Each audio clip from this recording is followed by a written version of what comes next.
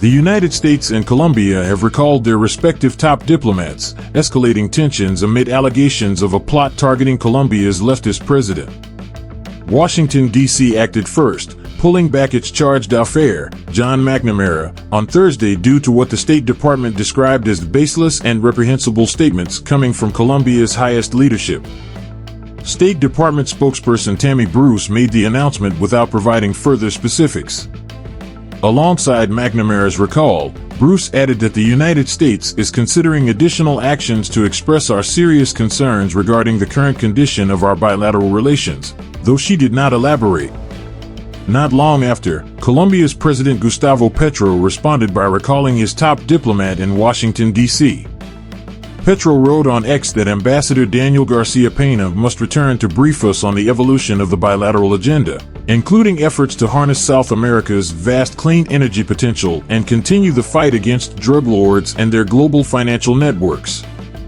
This diplomatic standoff followed the earlier resignation on Thursday of Colombia's foreign minister, the latest high-ranking official to depart from Petro's administration. Recent decisions have been made with which I do not agree, and which, out of respect for personal integrity and the institution, I cannot endorse, wrote Laura Sarabia, also Petro's former chief of staff, on X. This week, prosecutors in Colombia launched an investigation into an alleged conspiracy to unseat Petro, supposedly involving both Colombian and American political figures. The probe follows the Spanish outlet El País publishing audio recordings allegedly implicating former Foreign Minister Álvaro Leiva. Petro, on Monday, described the situation as nothing more than a conspiracy involving drug traffickers and, apparently, elements of the far right in both Colombia and the United States.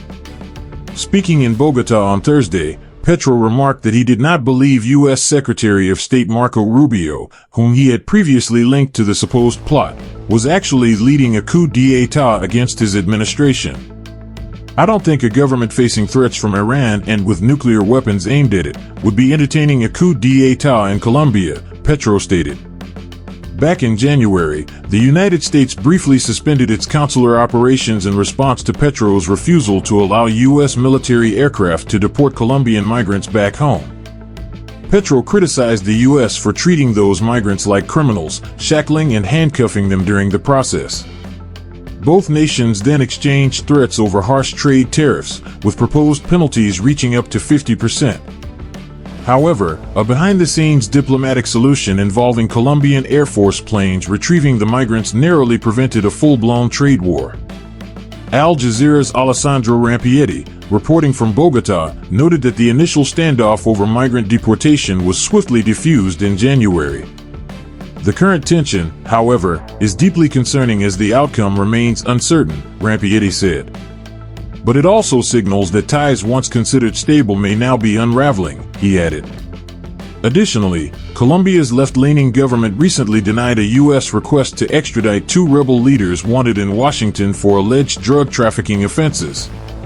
Just last month, the country was rocked by a deadly explosion in Cali, southwest Colombia, killing 7 people. Around the same time, a conservative opposition senator and presidential hopeful, Miguel Uribe Turbay, narrowly survived an assassination attempt at a campaign rally in Bogota. The violence has stirred fears of a return to the darker times of Colombia's past, an era marked by political assassinations and deadly bombings.